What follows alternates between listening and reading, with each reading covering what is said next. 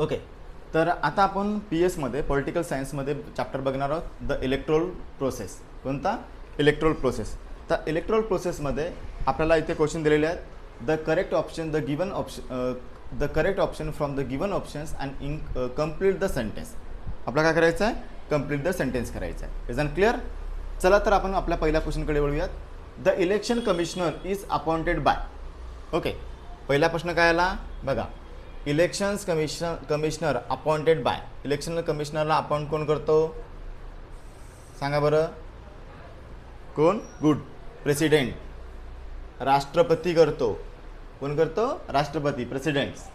जन clear? Okay, good. त्यानंतर second question आहे. वॉज अपॉइंटेड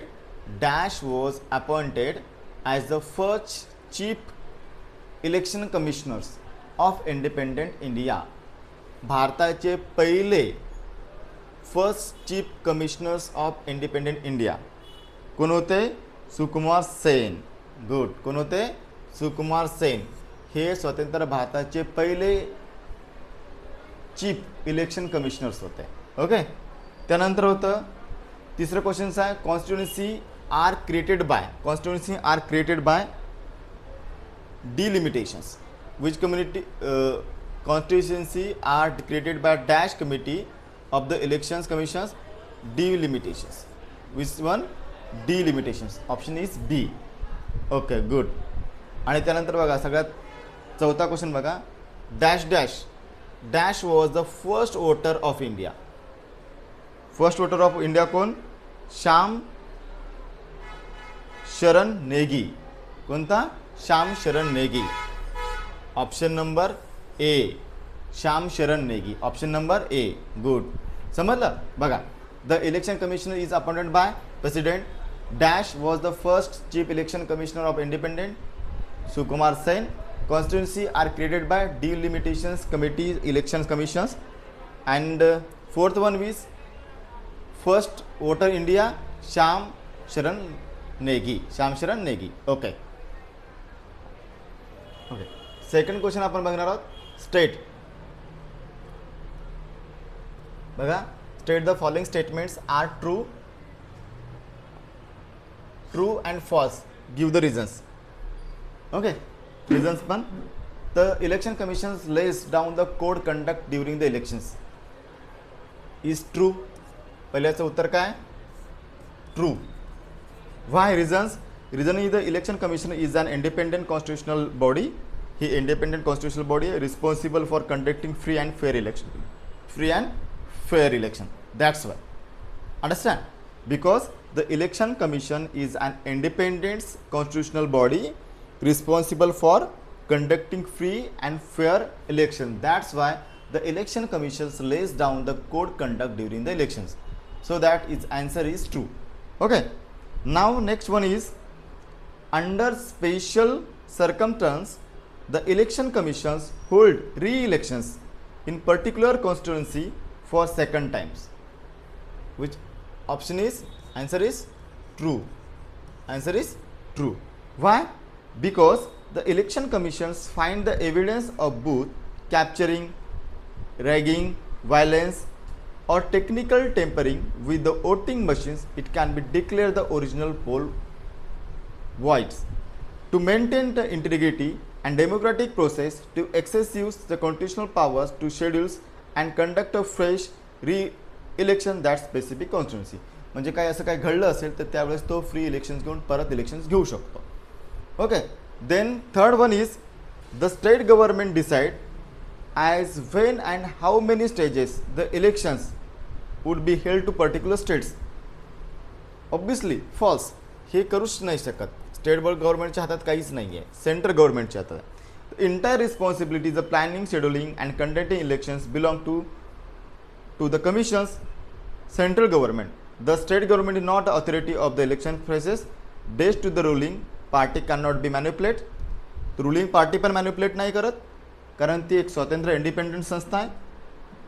त्यामुळं election timelines on political advantages ते भेटू नाहीत. दॅट्स वाय यामुळं हे जे उत्तर आहे फॉल्स येतं. जन clear?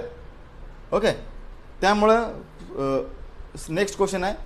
The facilities VVPATs in EVM machines ensure the stop malpractices in elections. His answer is true. His answer is true. Is it clear? Okay.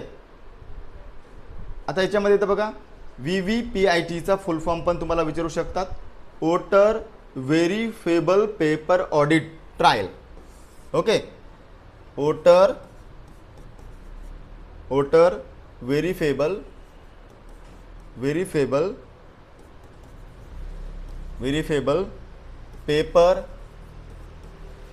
Paper audit trail. आपलं मत कोणाला पडलं हे लगेच थोड्या टायमासाठी दिसतं तिथे. Is it clear? Understand? The prints paper slip showing the candidates names and symbols chosen the voter allowing them instantly verify the vote. Okay, is that clear? The next one, तुम्हाला EVM चा पण फुल form विचारू शकतात. Okay, ते पण आपण बघूयात.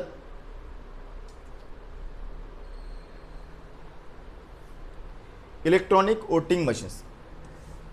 Electronic जर आला तर इलेक्ट्रॉनिक वोटिंग मशीन्स. जन क्लिअर? ओके.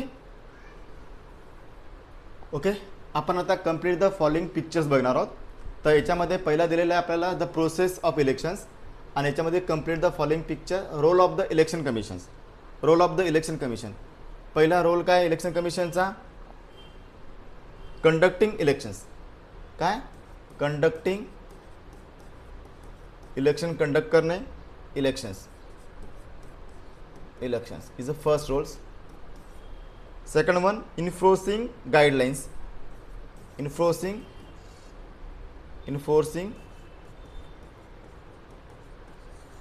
इन्फोर्सिंग गाइडलाइन करणं. त्यानंतर इकडे role of political parties and their candidates. Declaring agendas. कोणता? Declaring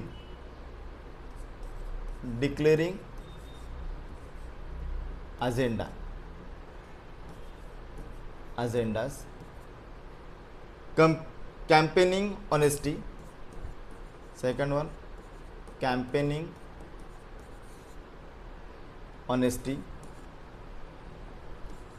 honesty.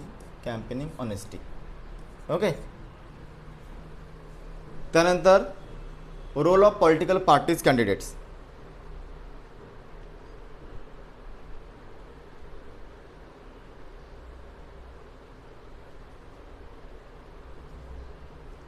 Role of political parties candidate. Select candidate. Formulate policies. कोणता? फॉर्म्युलेट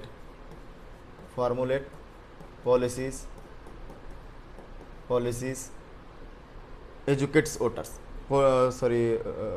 दुसरा आहे तो रिप्रेझेंट सिटीजन्स.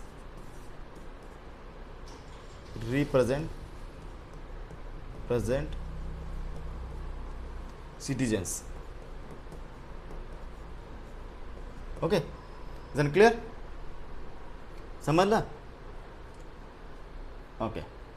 त्यानंतरचा कन्सेप्ट येतो प्रोसेस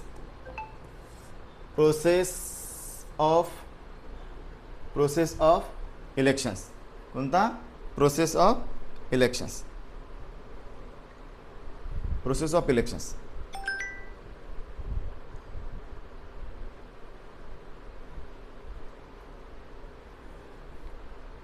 पहिल्यामध्ये येतं बघा इस्टॅब्लिशमेंट कॉन्स्टिट्युएन्सी. establishment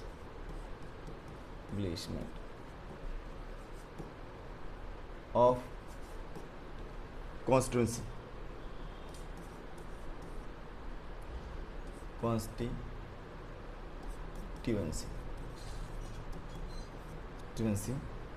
त्यानंतर फायनलायझिंग वोटर लिस्ट. ओके.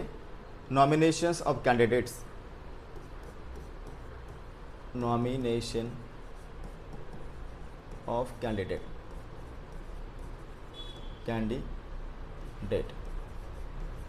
त्यानंतर इलेक्शन कॅम्पेन, ॲक्च्युअल वोटिंग, आपण याला पोलिंग सुद्धा म्हणतो, पोलिंग. त्यानंतर काउंटिंग ऑफ वोट्स, त्यानंतर डिक्लेरेशन ऑफ इलेक्शन, त्यानंतर येतं declarations of elections, declaration of elections. Okay. Establishment of constituency, finalizing the list, nomination of candidates, actual voting of polling, declaration of elections. This is the process of elections. Okay. तर हे होते आपल्या second चॅप्टरमधले basic questions. Okay.